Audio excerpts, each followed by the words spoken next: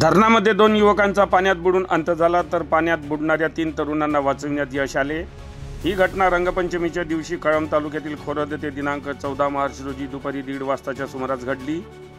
होळीच्या दिवशी झालेल्या घटनेने सर्व समाजमान सुन्न झालेले आहे। मिळालेल्या माहितीनुसार पंकज अशोकराव झाडे वय 35 वर्ष राहणार झाडगाव तालुका रायगाव व जयवंत पंढरी धानपुले वय 28 वर्ष राहणार मार्डी तालुका मारेगाव, तसेच आदित्य अंकुश राऊत वय 21 वर्ष, पवन वसंतराव घोटेकर व सागर घोटेकर हे सर्व आपसात नातेवाईक असून होळीचा सण साजरा करण्यासाठी खोरद येथील भाऊजी अरुण भोयर यांच्याकडे आले होते।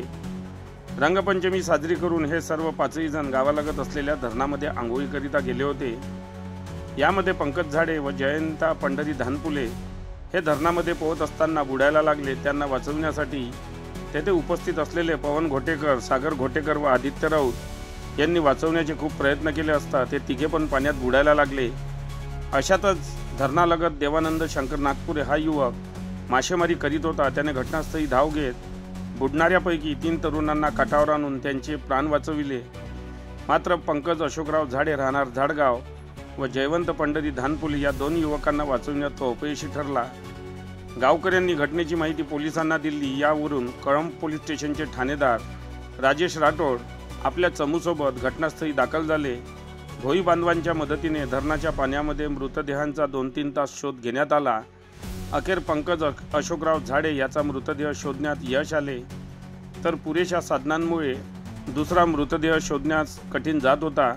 त्यामुळे आज दिनांक 15 मार्च रोजी सकाळच्या सुमारास जयवंत धानपुले राहणार माड्डी याचा मृतदेह पोलिसांच्या हाती लागला।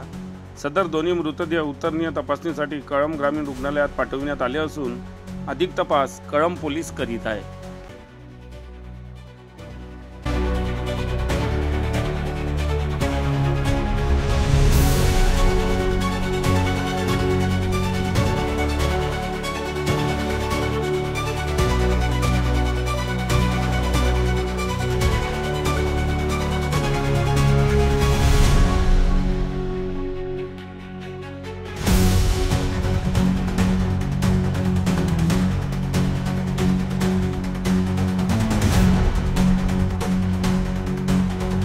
बातम्यांशी अपडेट राहण्याकरिता आजच आमच्या चॅनलला सबस्क्राइब करा आणि बेल आयकॉनवर क्लिक करा।